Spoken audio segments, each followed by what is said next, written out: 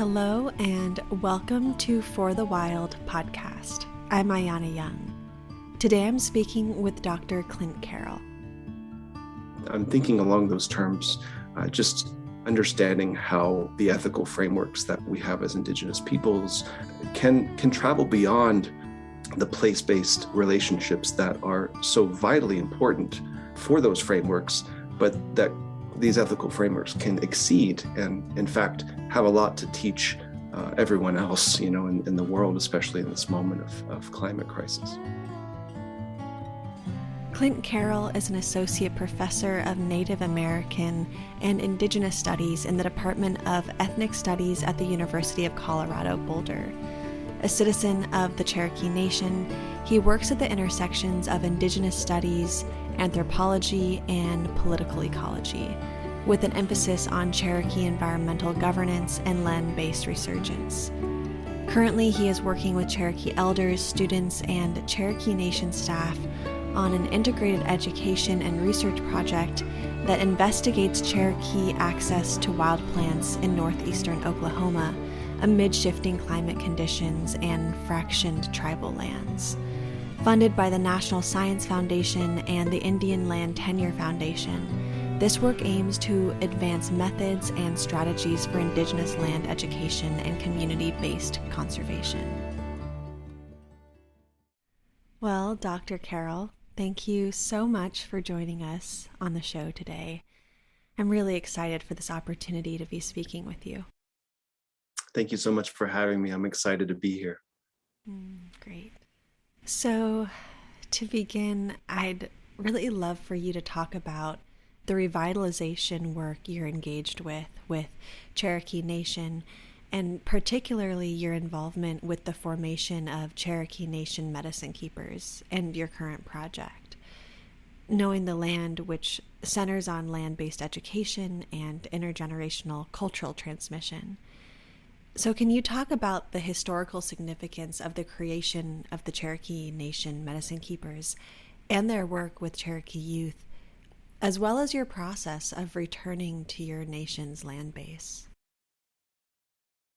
Yeah, I think that in answering this question, I have to start with the last part and then work my way backwards, because my time in relating to the lands that are now known as the Cherokee Nation Reservation in northeastern Oklahoma really is a direct result of being able to have the privilege to work with our elders and our knowledge keepers. And so my upbringing is not unusual. I grew up in a metro area in Dallas, Texas. And most Native people today actually live in urban areas. And so, but still, my sense of connection to community, culture, place, and language suffered as a result. And so thinking about the origin of kind of my desire to work with my community, I have to trace through my winding path through higher education. And that led me to the University of Arizona after community college, after dropping out of my first year at university at a local university in North Texas. But I ended up with quite a renewed direction, and I wanted to commit to the field of American Indian studies, as well as cultural anthropology. And so thinking about some of the experiences I had as an undergraduate at Arizona, working with local fishers in the Bahamas, working with communities in northern Mexico on different projects related to sustainability, just really wanted to connect those experiences and those perspectives of research being community-based, being applied, and being related to land and environmental issues. I wanted to apply that back home, and home being in the broad sense. And so thinking about reconnecting with relatives, with land, with elders in Oklahoma, in the Cherokee Nation. And so making my way that way after I graduated with my bachelor's degree, I started out working for the tribe, working for our Office of Environmental Services, had a very kind person really advocate for me at the time, due to most likely my persistence in bugging her about wanting to contribute to some of the initiatives that they had there. So Nancy John is still the current director of the Office of Environmental Programs for the Cherokee Nation, and she is Choctaw and Creek, and recognized my passion for these types of issues, and put me on a project that was simultaneously super exciting, but also incredibly daunting. And it asked of me to design a database of sorts of some of the plants that Cherokee people know and use, so that office could be better informed about their activities. And they had been set up as really an example of tribal self-determination, kind of the equivalent of the Environmental Protection Agency for the Cherokee Nation, but that cultural element was missing in some of those activities that they did. And so my work entailed extending that research into the communities, and that was really where things got started. And that really was a process for me that was both, you could say, professional and personal, in connecting to the land itself, and reconnecting with relatives, both extended and distant relatives, those who, I descend from one string of the family tree, and they descend from another, and it really was an amazing process of homecoming. And then beyond that, extending my relationships with elders and knowledge keepers who informed the project, and that led to the formation of the Medicine Keepers. And I've just been incredibly fortunate to continue our work together through the years. It was a product of being able to be in Oklahoma over the course of my graduate education at UC Berkeley, during the summer specifically. And so after that first summer, I kind of picked up where I left off in subsequent years, and really kind of tried to maintain that momentum through not only the project, but the essential element of relationship, which is, I credit just the ability to spend that time on it, and really develop and nurture those relationships over time. Mm-hmm. Beautiful. Thank you for sharing all that. And yeah, I'd like to ask more about the relationship, your relationship to Homeland and place amidst dislocation.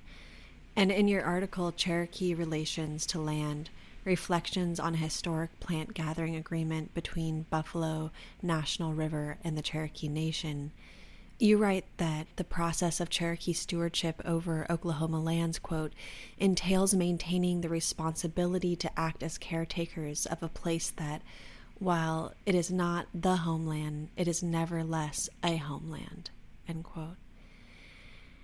Yeah, and I'm just really struck by this reverence and commitment to place, and I'm wondering if you could share with listeners a bit about how Cherokee people, after forced removal from your ancestral homelands in southern Appalachia, went about this process of making place. And if you could also talk about the policies that led to removal, and what role your ancestors' relationships with plants and the environmental knowledges garnered through those relationships played in tying your identity as Cherokees to your new land base.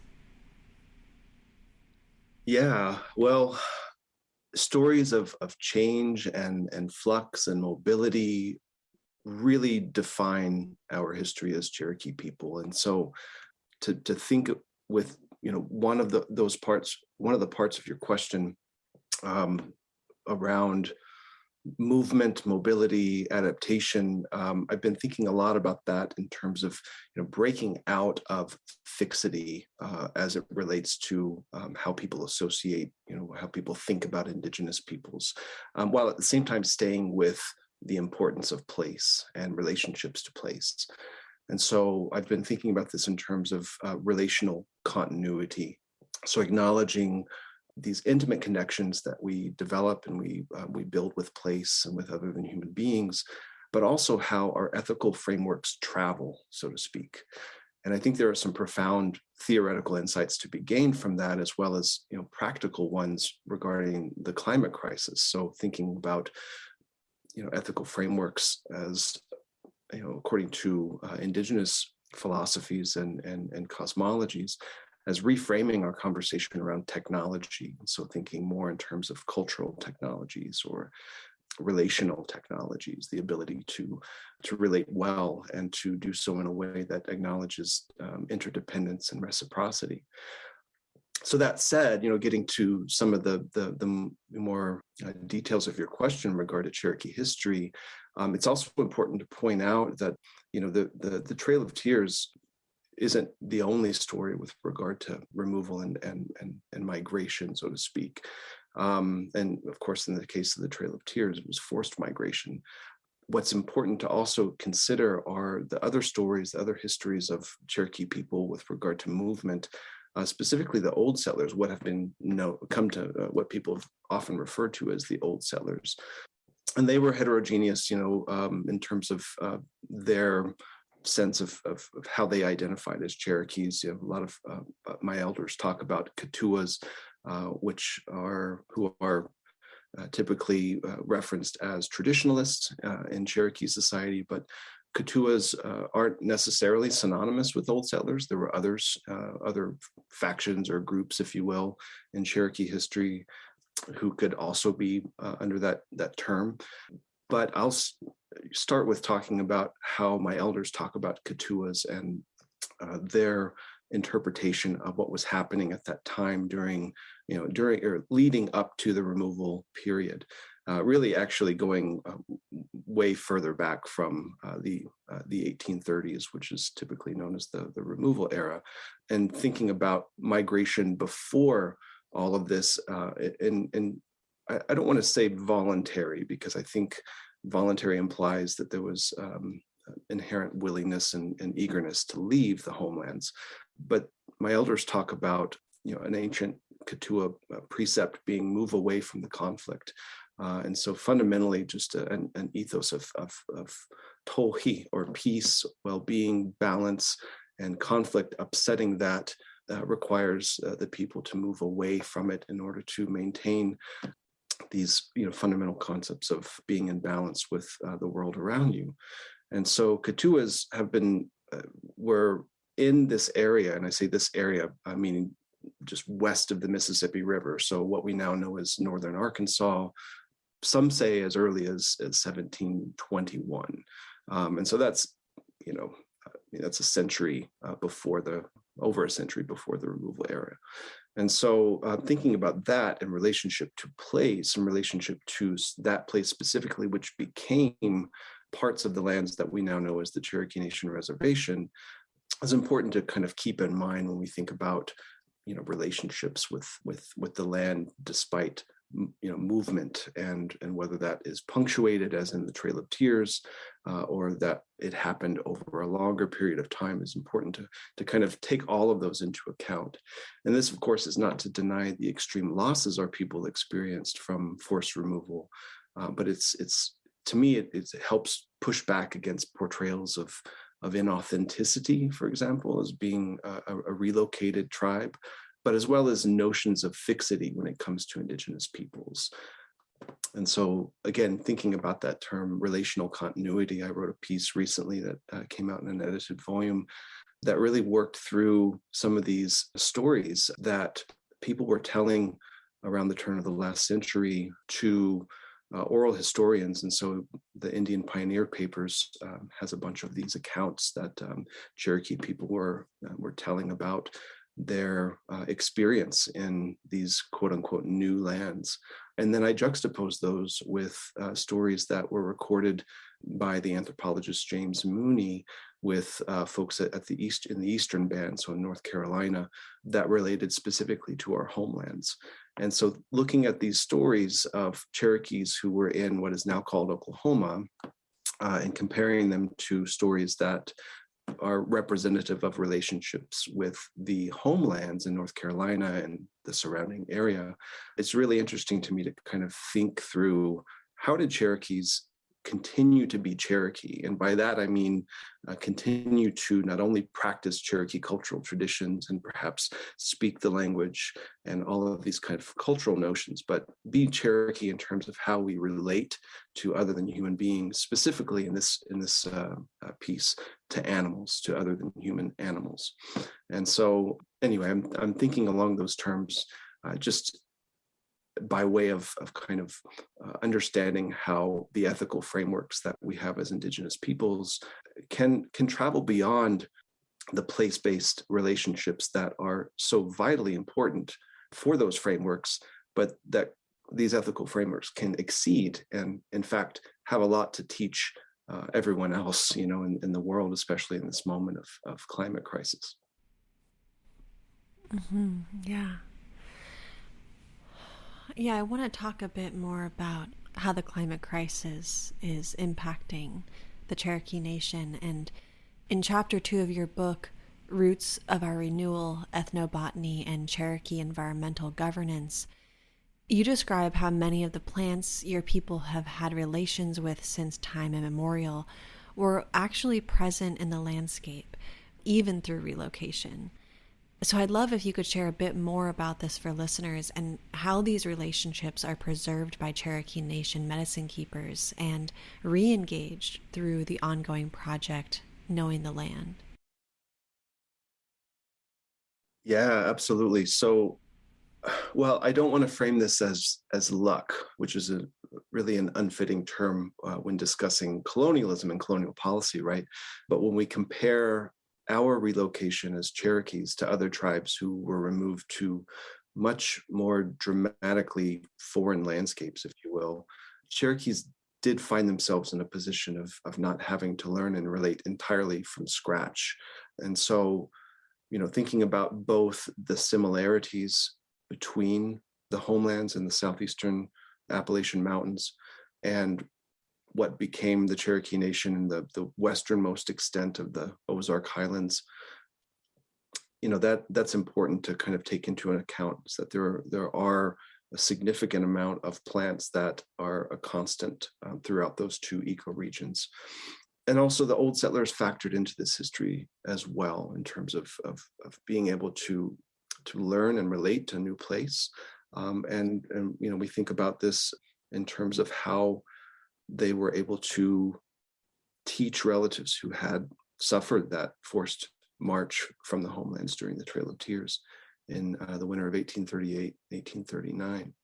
And so I think about that a lot in terms of, where we ended up as a result of forced relocation and other migrations, and how there is an element of familiarity. And we look at the landscape geographically, but also topographically, as it's much less dramatic, but still, at least in the eastern parts of the Cherokee Nation, representative of those hills and valleys and places where Cherokee people felt at home and could relate well to the plants and animals that they were able to recognize, but also learn about new ones in the process.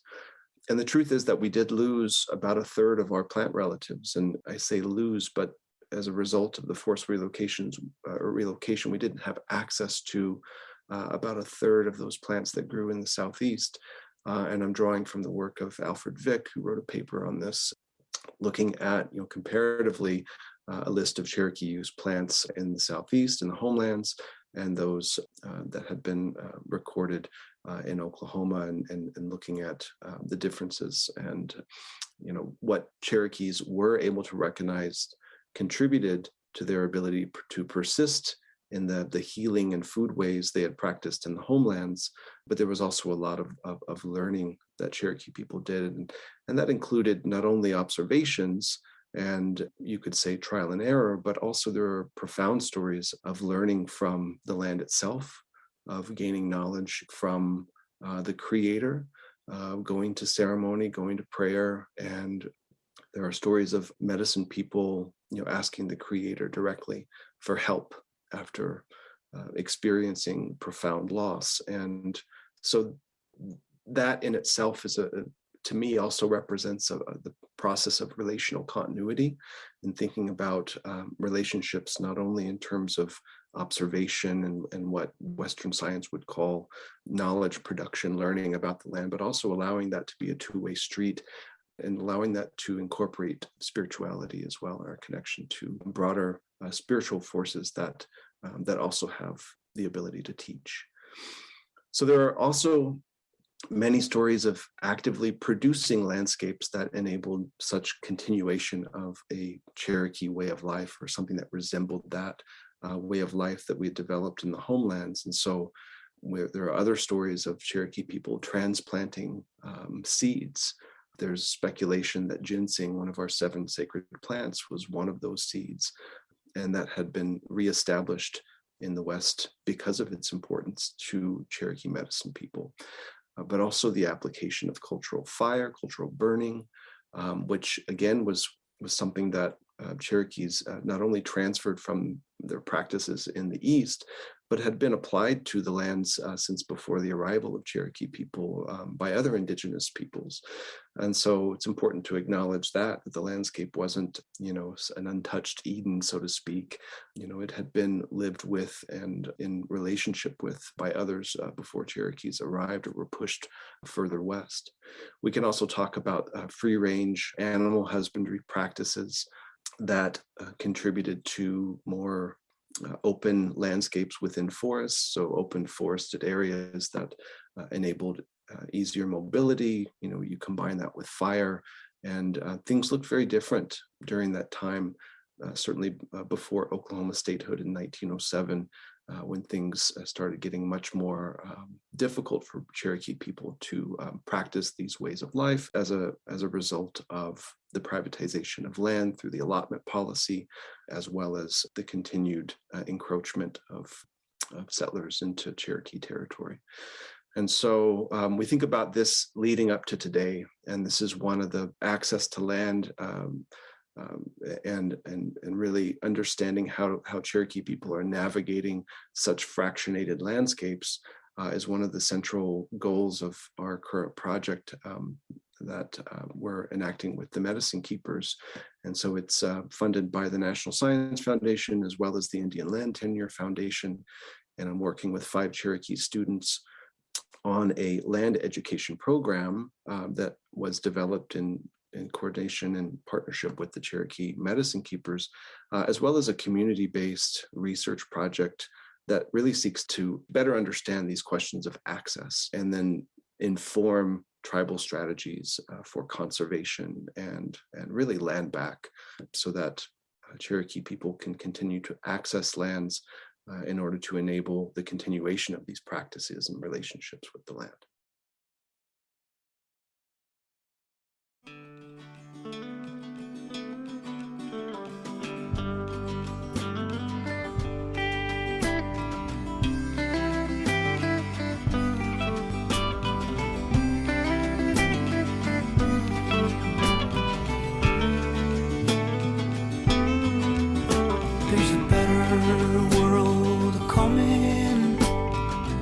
I'm not walking there, I'm running. All the pain in this whole world can't hold her in.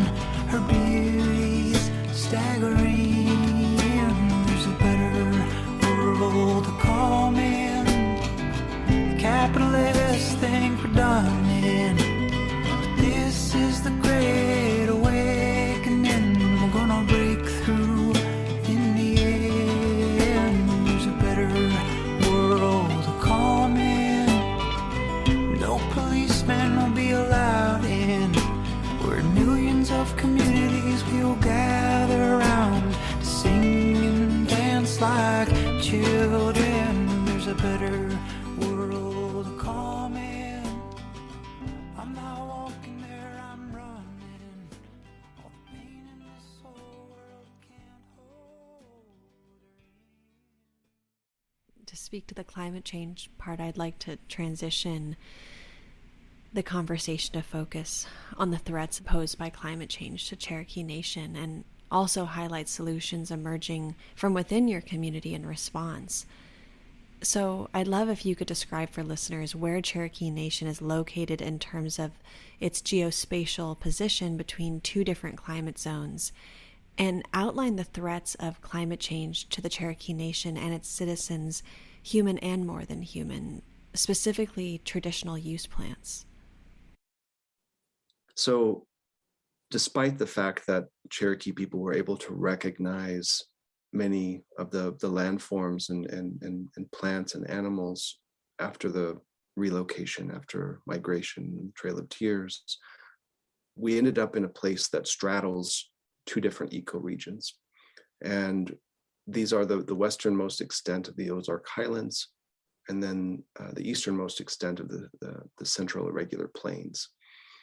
And so what we see is at this confluence, a shift, if you will, happening, or climate change being something that is affecting annual temperatures and therefore threatening the ability of many of those familiar plants and those plants that Cherokee people have used to enable the continuation of these healing and foodways.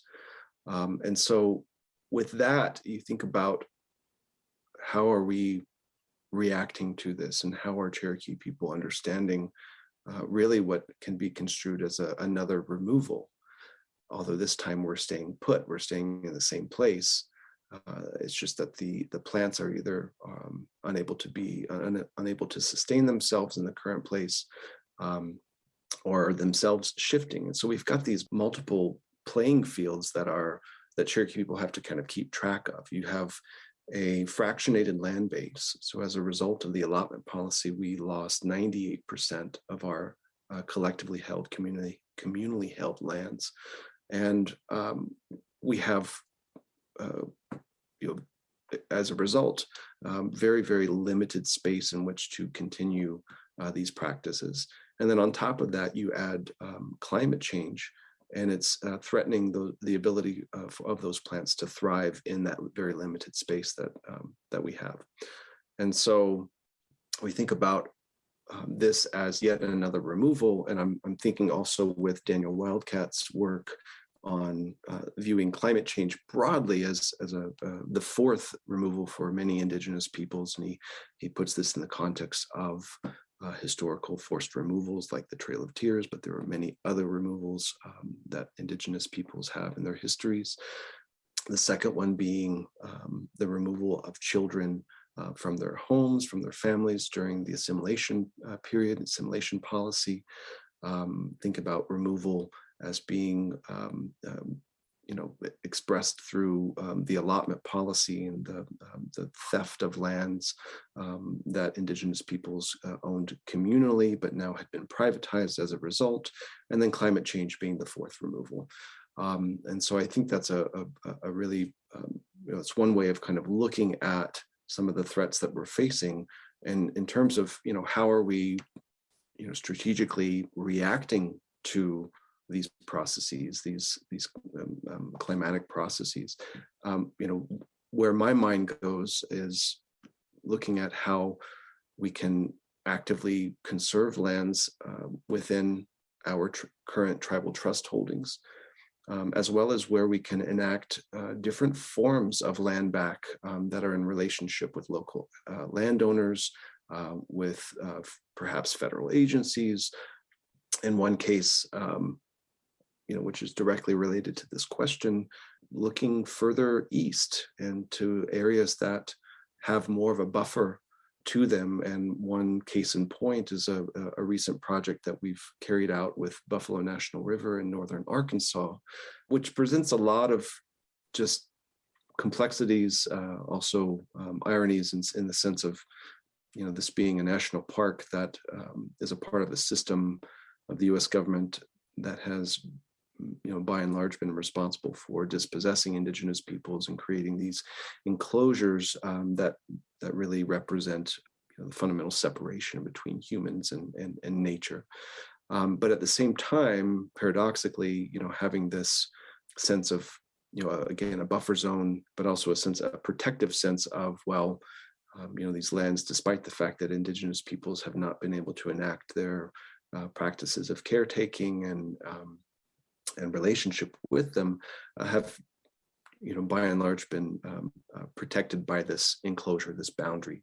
And so we find a lot of our medicine plants growing within that area in the Cherokee Nation recently via the medicine keepers. And we work together with a team from the University of Arizona, the Bureau of Applied Research and Anthropology, to really develop a gathering agreement that was and still is quite a novel thing for the National Park Service, in that it allows American Indian tribes to establish agreements to gather within the park boundaries, which is kind of a system-wide or agency-wide, if you will, act, or I think it's a rule is the technical term for it, that allows these agreements to happen.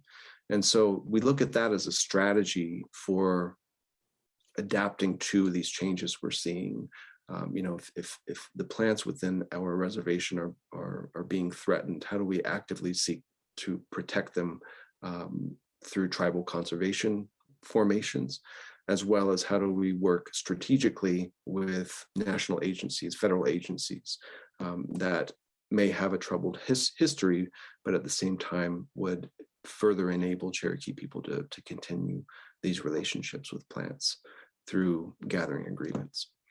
And so, that of course is wrapped up in so much more significance with regard to Cherokee people's presence in that area, specifically the old settlers who actually signed a treaty with the federal government in 1821, I want to say. It's actually is 1817. I'm correcting myself there. But the Treaty of 1817 with between and this is contested because the old settlers had claimed their own Cherokee Nation, the Western Cherokee Nation. So they were a faction, and they weren't looked upon very well by the Cherokee Nation that was still out east in the homelands. But nonetheless, they're considered treaty lands.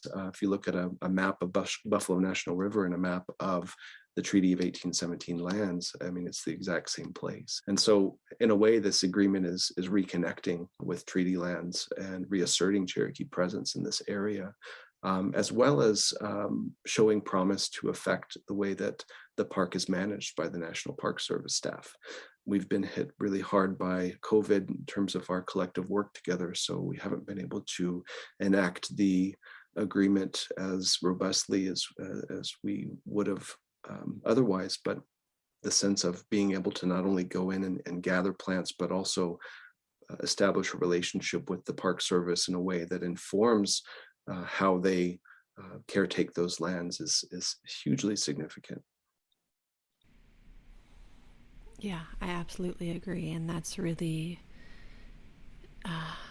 powerful and exciting work. I'm really happy to hear about that. And yeah, I just feel like a lot of your work simultaneously navigates and subverts land management systems and structures imposed by settler colonialism for Indigenous sovereignty and Indigenous futures. And I'm thinking about an article you wrote in which you address this, titled Commentary, The Environmental Anthropology of Settler Colonialism, Part 2, wherein you write, quote, "Contemporary tribally based conservation projects can adeptly speak the language of conservation while holding true the understanding of land as a web of relationships," end quote. And I think this is particularly true in the context of the agreement you helped forge between Cherokee Nation and Buffalo National River. Yeah, so for listeners who are unfamiliar, I wonder if you could explain a bit more on this agreement in the context of your nation's treaty history with the land, and any other details that come with that. Yeah, well, I mean, that's the trick, right? How to, and my work is really situated in that space of engaging not only settler institutions and agencies, but engaging our own tribal institutions and agencies in a way that understands the very complex ways of navigating different systems for different purposes strategically. And oftentimes, those are fraught navigations because of the baggage that many of these institutions and structures carry. But the way that I was observing things happen and unfold throughout the course of my work with the medicine keepers, who worked very, very closely and continue to work very closely with our natural resource managers, now within the Secretary of Natural Resources, or the Office of the Secretary of Natural Resources, really pushed me to think through these processes. And really it's another expression of relationality, of understanding how bureaucracies work, understanding how governance unfolds and plays out through relationships between people and contestations over land-based issues, as well as culture and tradition. And so the medicine keepers, their formation represented to me this balance between the Cherokee Nation as a state, as an indigenous state, and this is something that the Cherokee people have been engaging for a long time, since the formation of our constitutional form of government in the East in the early 1800s. Seeing how the medicine keepers are able to provide a sense of balance between going too far in that direction of bureaucratic governance, of completely buying into state structures, and then inserting themselves into the conversation in a way that guides our natural resource managers, and really lends their what you could call their cultural capital, their fluent speaking Cherokee elders who grew up with land-based knowledge and spent a lot of time out in the woods learning from their elders, and that group contains generations of knowledge, and has been able to wield that, if you will, in the service of not only protecting our lands, but encouraging people to think about our relationship to place. And one of our spiritual leaders for the medicine keepers, he is a practicing medicine person. He's in his mid-90s. His name is Crosland Smith, who I work with very closely, and have been continuing to work with him through the publication of his own books. He remarked early in our conversations with the group that we have to honor the spirit of this place. We have to honor the spirit of this land.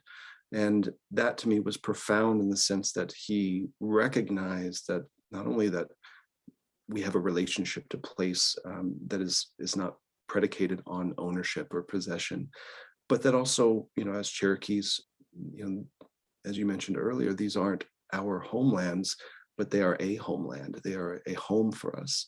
And we have to honor the fact that, we are there to caretake them rather than to possess them or to develop them, or any of these other ways of understanding relationships to land from a Euro-Western perspective. And so we think about these types of playing this or navigating within these systems, and it's like I said, it can be fraught, but at the same time I think it's extremely exciting to see where we go with this, and how these conversations can really manifest in important ways, and at the same time sustain the protective barrier that our tribal governments represent with regard to settler state encroachment and other colonial policies that they were built to stave off. And so with that, some recent accomplishments that have been a direct result of the medicine keepers' work, have been just in March of last year, of 2021, the establishment of a legislative mechanism that put aside 810 acres of land in eastern Adair County, so really bordering the Arkansas border. And this place that the elders have christened the name Nawatohiada Nawoti'i, which means the peaceful place of medicine, has been set aside as a cultural conservation tract. And that's a direct result of some of our work together, in which the elders have, really made it a priority, or at least voiced their preference for, conserving tribal lands in the face of a lot of the practices that the Cherokee Nation inherited from the BIA, like cattle grazing leases, and then, previously establishing, monocrop silvicultural projects for loblolly pine trees, which eliminated the oak and hickory forests in those areas. And so really pushing back and asserting a sense of Cherokee relationality into a system that, again, is a strategic way of interfacing with colonial power, that also can be articulated and enacted in ways that honor our relationships to place and our relational continuity as Cherokee people. Mm-hmm. Yeah. You were speaking about your relationships with the national parks earlier, and just the context of the history of them and the inception of which they're rooted in and perpetuate still this, settler colonial logic. But I'm just thinking about how at the close of your article, Cherokee Relationships to Land, you observed elders walking through the woods as if being reunited with old friends. And this is such a beautiful vision. And I want to kind of scratch at this question or this topic a little bit more and hear about your perspective on reclaiming your nation's ties to the land, albeit through the settler conservationist enclosure of land. Yeah. There were some profound moments in that work that we did with the elders, and some of them, as I wrote, really walked through that place in a sense of reconnection with familiar landscapes and being able to see and touch and feel plants that were in, that people have a lot less access to in the 14 county reservation. A lot of elders remarked that it felt like being in the homelands. And so I think there was that as well, that sense of, here's a place that is not, it's only a 3-hour drive from Tahlequah, from our tribal capital, and yet, invoked a profound feeling of home for the elders. And then, interestingly, I think those who we were working with, and so the medicine keepers include most of our language department. And so they spend a lot of time, actually, and I say a lot, but it's probably once or twice a year, pre-COVID, working with the Eastern Band through a language consortium. So they actually do travel back to the homelands relatively frequently. And yet here's a place that's only 3 hours away from Tahlequah, from home. And it also evokes these feelings of being in the homelands. And so, and at the same time, it's complicated because northern Arkansas and that area that surrounds the Buffalo National River, there was a lot of apprehension from the elders about are we going to be, experiencing racism in this area of, quite frankly, a lot of white supremacist organizations, and kind of more of a unfriendly environment according to their perspective, being outside of their comfort zone of home. And so, for all those reasons, it's, I reflect back on that experience, and I also look forward to continuing that work and continuing our intent to bring the students who I'm working with out there and, perform the inaugural act of gathering a plant under this agreement. And I think of, reconnecting and reclaiming areas that we have connections to, but for the purposes of enacting a relationality that exceeds kind of a claiming narrative and is more about the ability to perpetuate these practices and actively teach and show students in an area that that we now have access to through that mechanism. And so I hope, thinking ahead to that time when we can gather again, that those teachings will come out, and that sense of place will be able to be transmitted between the elders and our students in the program, and then beyond from there with other Cherokees who seek to be connected to that place in a way that's established under this agreement.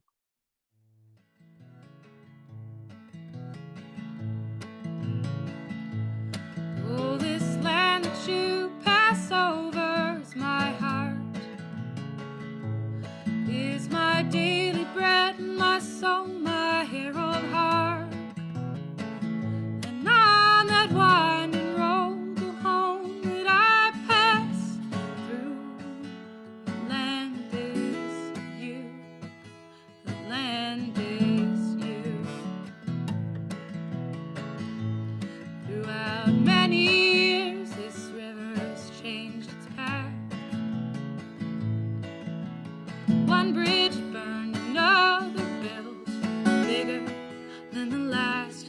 Oh, I grew a tree I knew would be cut down, and I built a fence and tore it to the ground.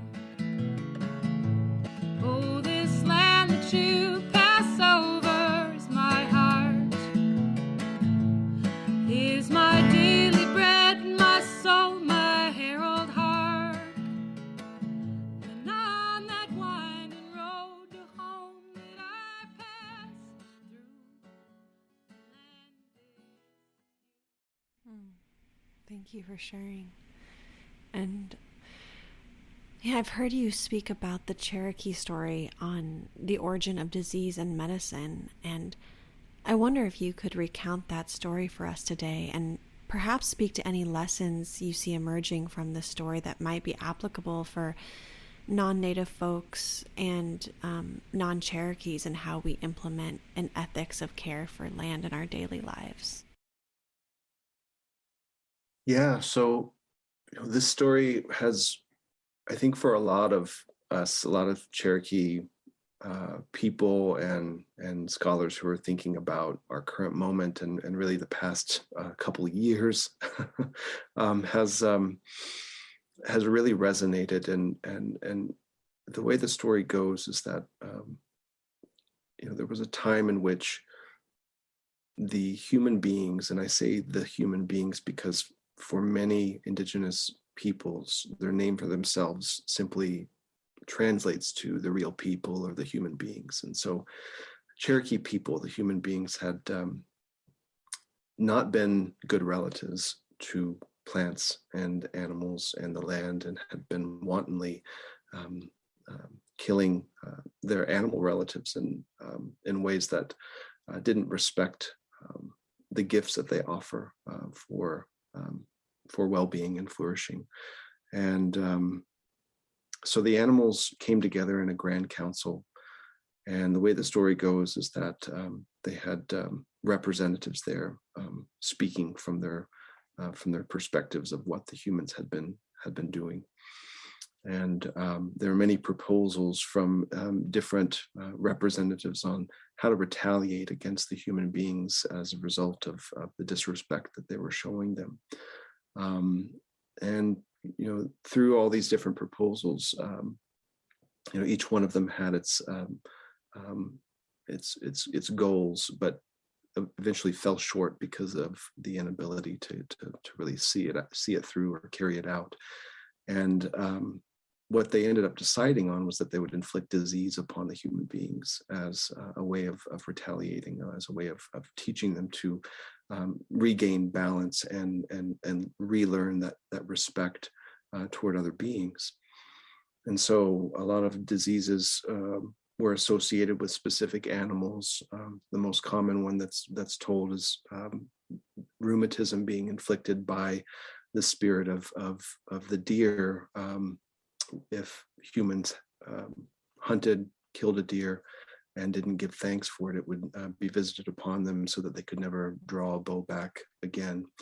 And so what happened as this was going on was that the plant nations, the plant people came together and took pity upon the human beings and offered themselves up as medicine for these various ailments that had been inflicted upon them.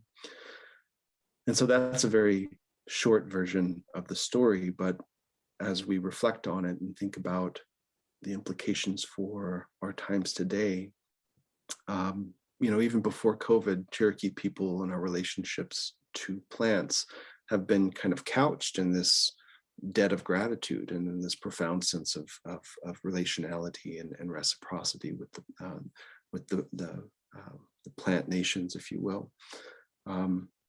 But also recentering and balancing our relationships with other than human animals. And we think about, a lot of the issues that were coming to the fore around the beginning of the global pandemic, and how that related to, discussions around these, frontiers of human and animal coexistence. And really kind of what I'm getting at is some of the theories or hypotheses about the origin of COVID-19. And, it struck home in the sense that, human beings had fallen out of balance with their relationship to the non-human world, specifically animals. And it really made me think about that story in the way of what it can offer the world as we struggle and think through how we got here. And again, going back to what I was saying earlier around, narratives of technology and, the technological fix for a lot of our wicked problems today, it struck me that what wasn't represented in these conversations, we think about some of the initiatives and narratives, if you will, about how the vaccine was, going to be at the time this technological fix for the cure of COVID-19. And what was missing was a radical reframing of our relationship to the world, to the other than human world.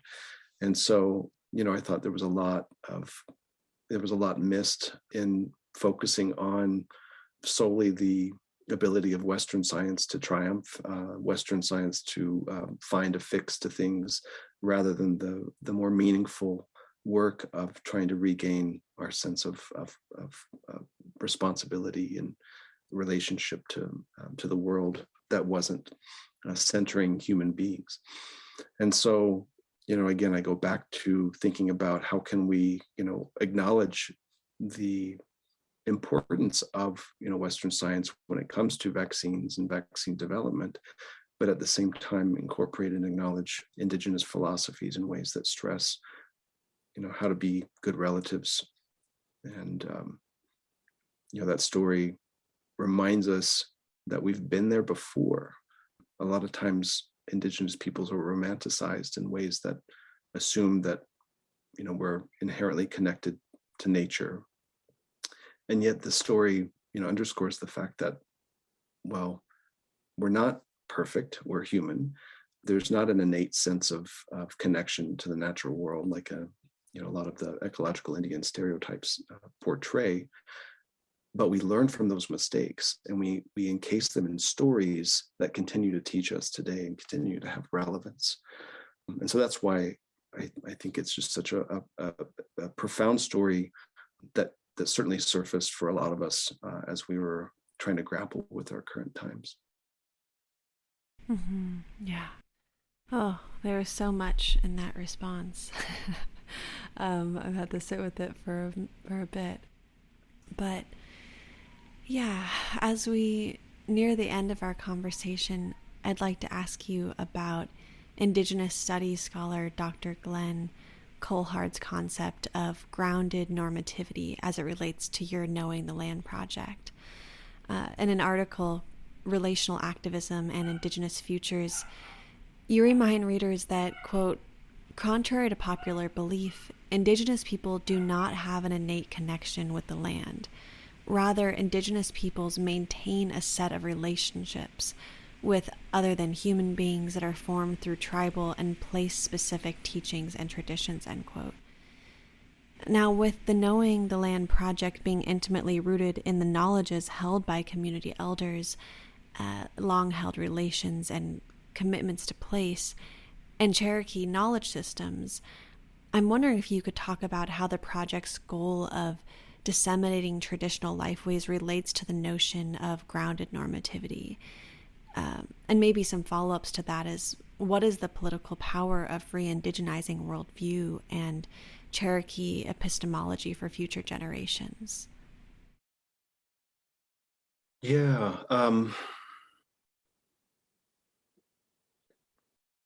I think that the way, we are enacting this program, which the full name for it is the Cherokee Environmental Leadership Program, and it's a mix of land education as well as looking at some of the knowledge that our resource managers have in the policy realm, the management realm, and of course that intersects with some Western scientific approaches. But what undergirds it are, and I think it gets at that notion that Glenn writes about, grounded normativity. But the elders, came up with a curriculum for this program through a series of workshops that we coordinated at the beginning of the grant project. And they ended up with 4 grounding principles, and those principles are encased in our language, and so in linguistic concepts. And I'll talk just a little bit about what they are. The first one is building a strong relationship to land. So in the Cherokee language, nigad gust didadadani is a way of expressing a relatedness, not just between human beings, but between human beings and the land.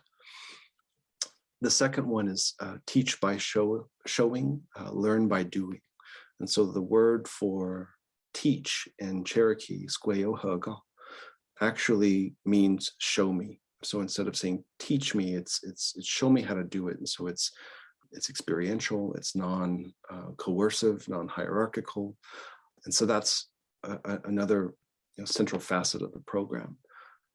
The third one, communalism and interdependency.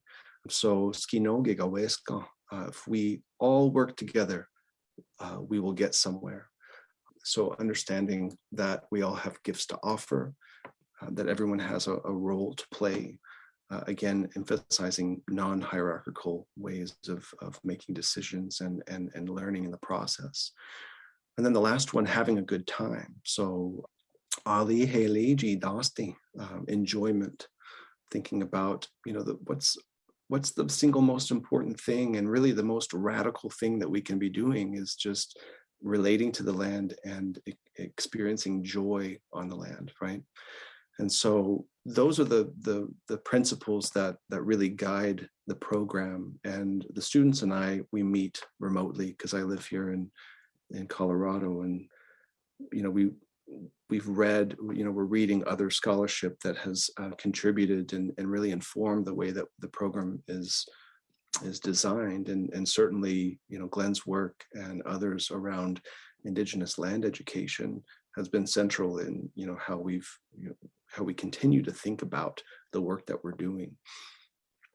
And I'm referring to grounded normativity as it's expressed through Decenta Bush University, which Glenn and others run up there at Yellowknives and Northwest Territories in Canada.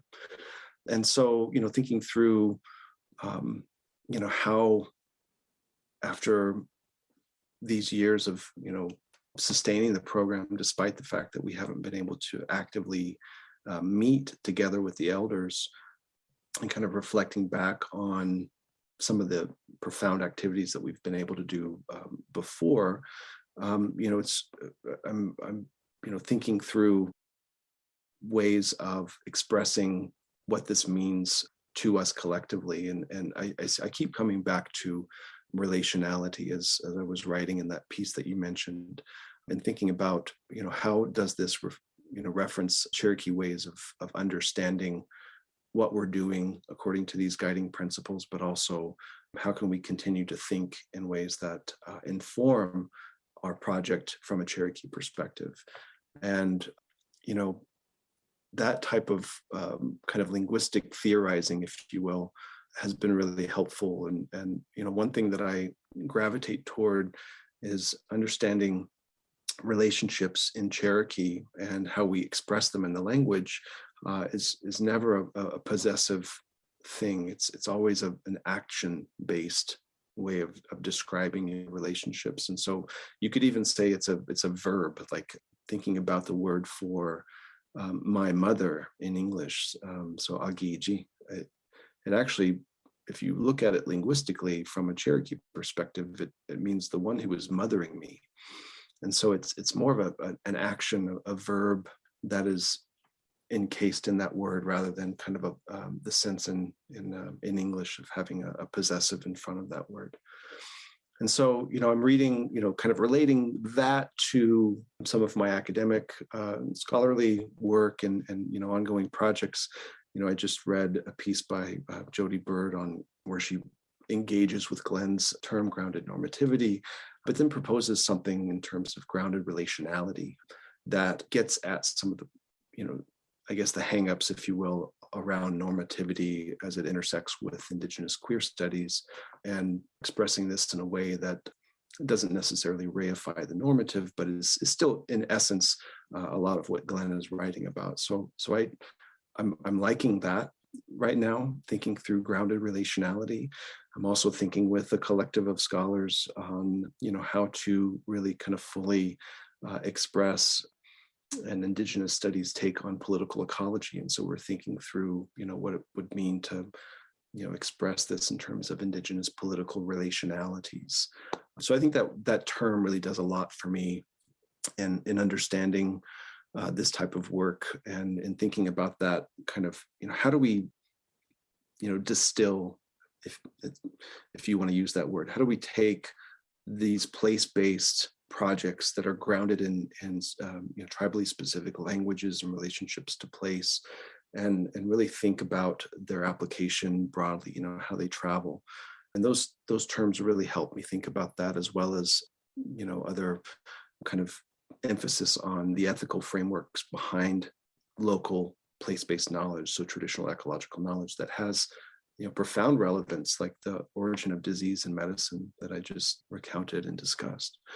And so that's what kind of keeps me thinking about the broader implications of this work that we're doing, as well as the importance of a continued and sustained focus on the local. And that's where my passion is.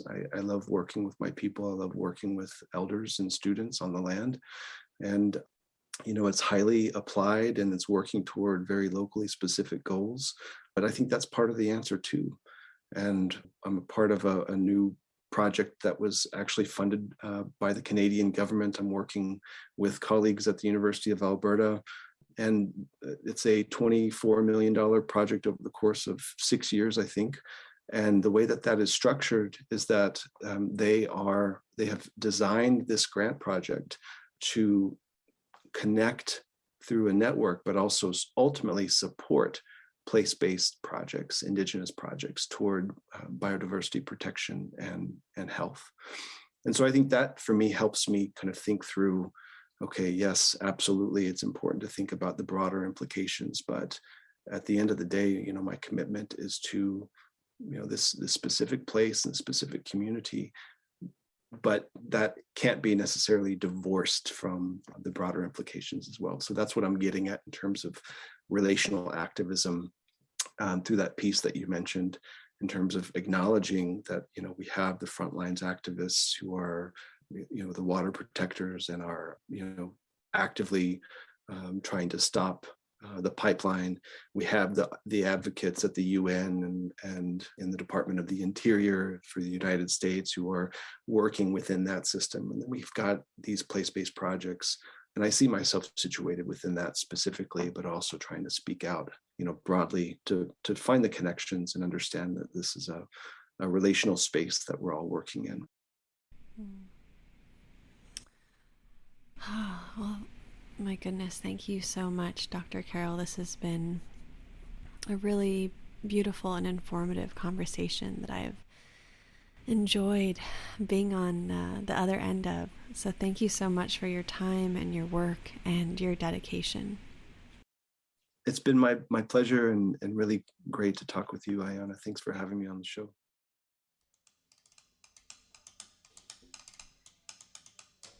Thank you for listening to this episode of For the Wild podcast. The music you heard today is by Buffalo Rose, Cold Mountain Child, Kendra Swanson, and Christopher Watkins and the Crack Willows. For the Wild is created by Ayana Young, Ali Constantine, Erica Ekram, Emily Guerra, and Julia Jackson.